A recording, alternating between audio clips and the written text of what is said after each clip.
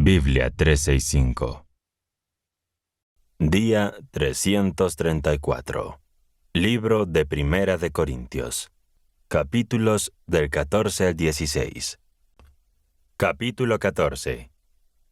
Siendo el camino del amor, busquen con empeño los dones espirituales, sobre todo el de profecía.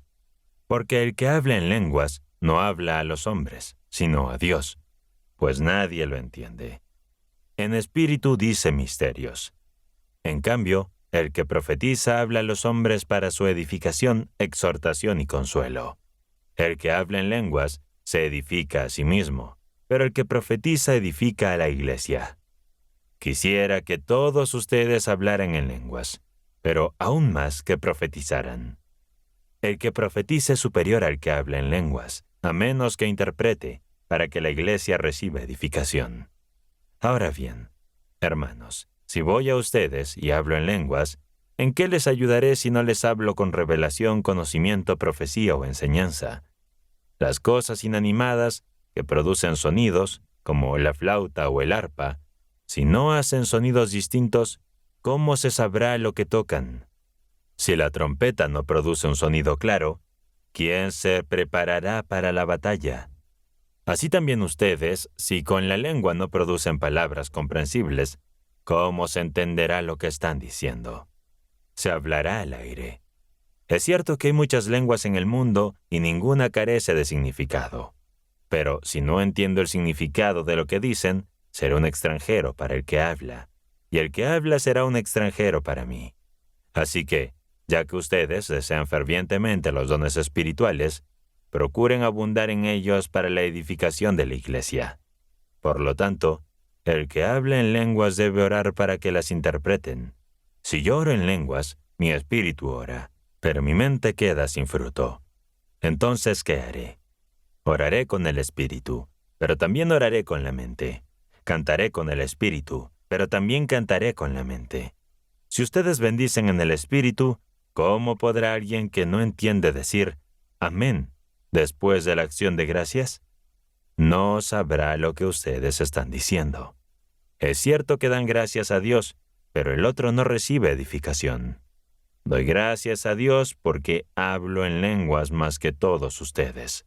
Pero en la iglesia prefiero decir 5 palabras con mi mente para enseñar a otros a decir 1000 palabras en lenguas.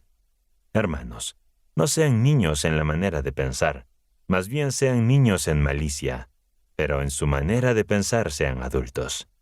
En la ley está escrito: hablaré a este pueblo en otras lenguas y con los labios extraños, y ni así me oirán, dice el Señor. Así que las lenguas son una señal no para los creyentes, sino para los incrédulos, mientras que la profecía es una señal no para los incrédulos, sino para los creyentes. Por tanto, si toda la iglesia se reúne y todos hablan en lenguas, y entran crédulos o personas sin instrucción, ¿no dirán que están locos? Pero si todos profetizan y entra alguien que no cree ni entiende, ¿será convencido por todo y reprendido por todos? Lo oculto de su corazón quedará al descubierto, y entonces él se postrará, adorará a Dios y exclamará: Dios está verdaderamente entre ustedes. Hermanos, ¿qué hacer, pues? Cuando se reúnen, cada uno de ustedes tiene un salmo, una enseñanza, una revelación, una lengua o una interpretación. Que todo se haga para edificación. Si alguien habla en lenguas, que no haya más de 2, o cuando mucho 3, y hablen por turno, y que uno interprete. Pero si no hay intérprete, que el que hable en lenguas guarde silencio en la iglesia, y que hable consigo mismo y con Dios. Que hablen 2 o 3 profetas, y que los demás juzguen lo que dicen.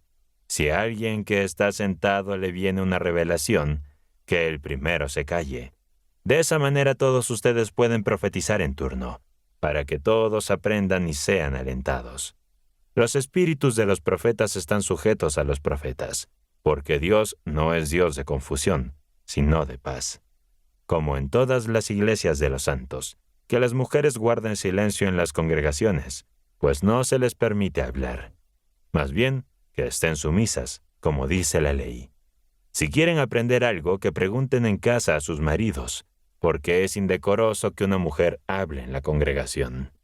¿Acaso ha salido la palabra de Dios de entre ustedes? ¿O ha llegado solamente a ustedes?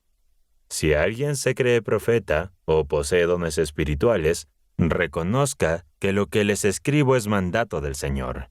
Pero si alguien no lo reconoce, que no sea reconocido. Así que, hermanos, esfuércense por profetizar y no impidan que se les hable en lenguas, pero que todo se haga de manera apropiada y con orden. Capítulo 15. Además, hermanos, quiero recordarles el Evangelio que les prediqué, el mismo que ustedes aceptaron y en el cual están firmes. Por medio de este Evangelio son salvos, si se aferran a la palabra que les prediqué. De lo contrario, habrán creído en vano. Les transmití en primer lugar lo que yo mismo recibí, que Cristo murió por nuestros pecados, conforme a las Escrituras, que fue sepultado y que resucitó al tercer día, conforme a las Escrituras, y que se apareció a Cefas y después a los 12. Luego se apareció a más de 500 hermanos a la vez, de los cuales la mayoría aún vive, aunque algunos han muerto. Después se apareció a Jacobo y luego a todos los apóstoles. Por último, se me apareció también a mí, como a un aborto. Yo soy el menos importante de los apóstoles, y ni siquiera merezco llamarme apóstol, porque perseguía la iglesia de Dios. Pero por la gracia de Dios soy lo que soy, y su gracia no ha sido en vano. Al contrario, he trabajado más que todos ellos, aunque no yo, sino la gracia de Dios que está conmigo. Así que ya sea yo o sean ellos, esto es lo que predicamos, y esto es lo que ustedes han creído. Ahora bien, si se predica que Cristo resucitó de entre los muertos, ¿cómo pueden decir algunos de entre ustedes que no hay resurrección de los muertos? Si no hay resurrección de los muertos, entonces tampoco Cristo resucitó. Y si Cristo no resucitó, vacía es nuestra predicación y vacía también es su fe.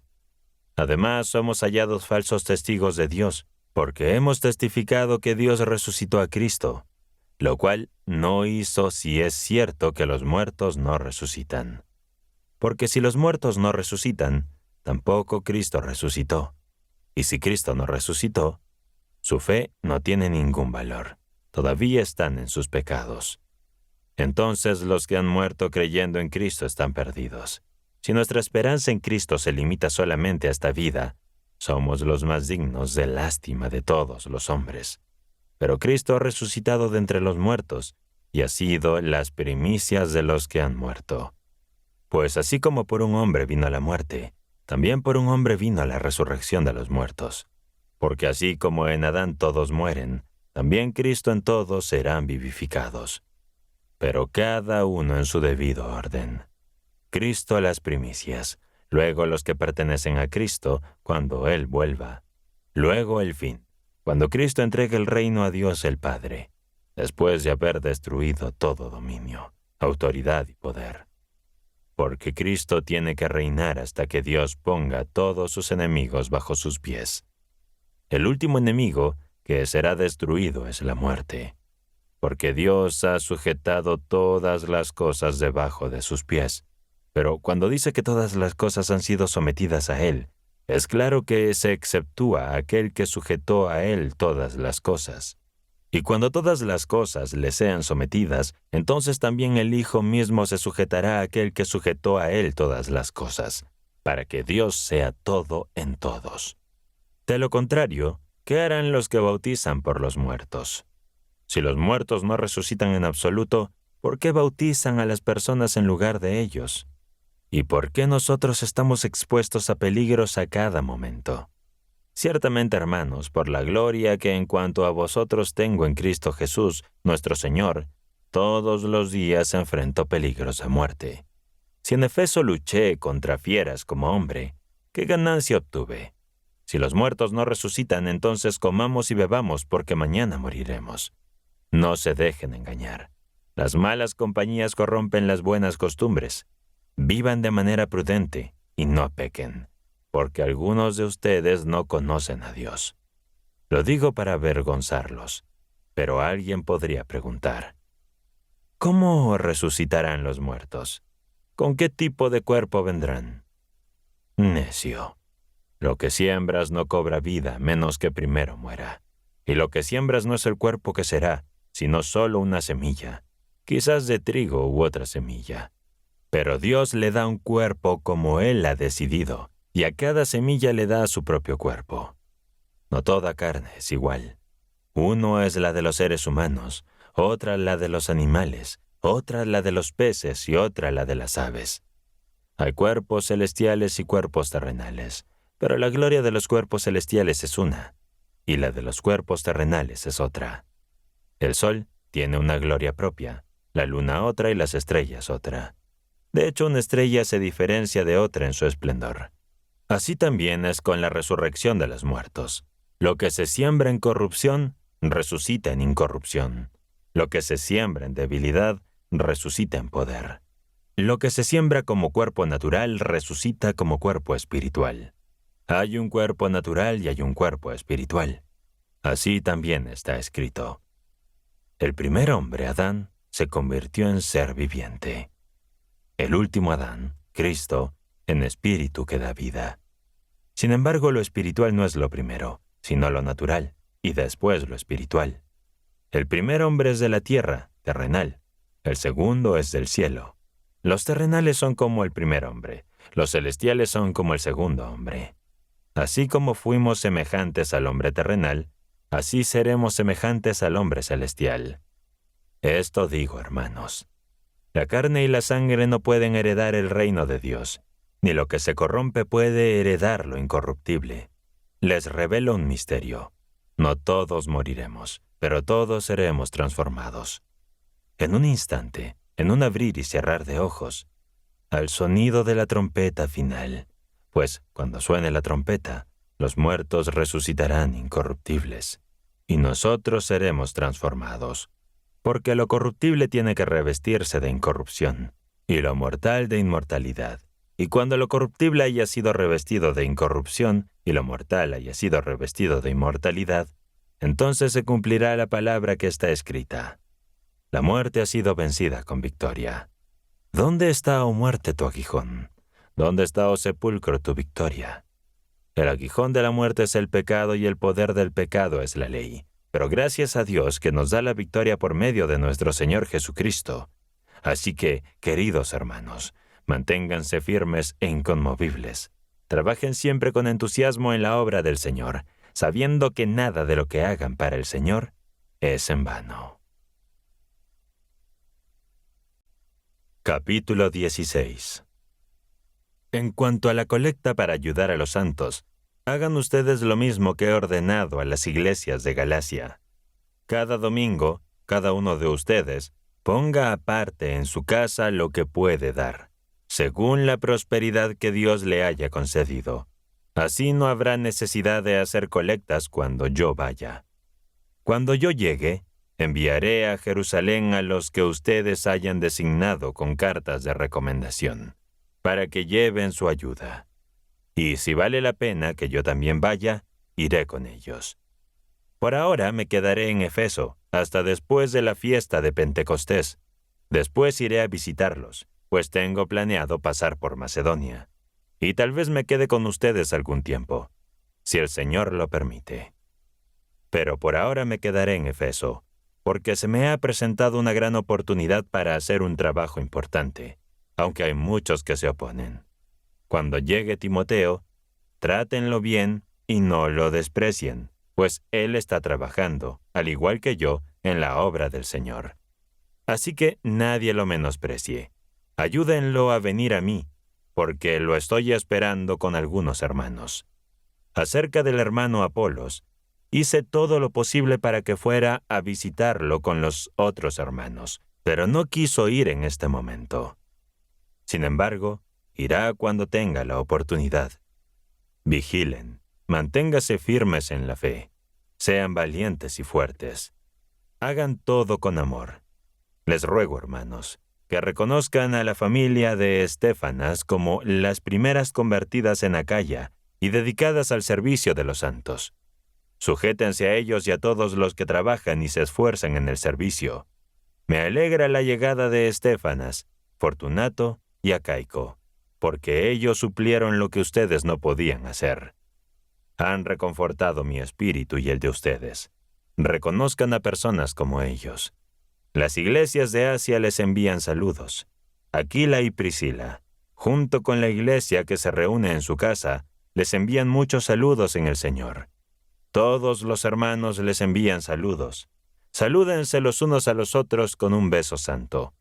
Este saludo lo escribo yo, Pablo, de mi propia mano. Si alguno no ama al Señor Jesucristo, que quede excluido. Ven, Señor, que la gracia del Señor Jesucristo esté con ustedes. Mi amor en Cristo Jesús sea con todos ustedes. Amén. ¿Cómo deberían ser usados los dones espirituales en la Iglesia? ¿Y qué significa la resurrección para los creyentes? Estaremos leyendo tu respuesta en los comentarios. Suscríbete y asegúrate de completar tu plan Biblia 365. Nos vemos mañana.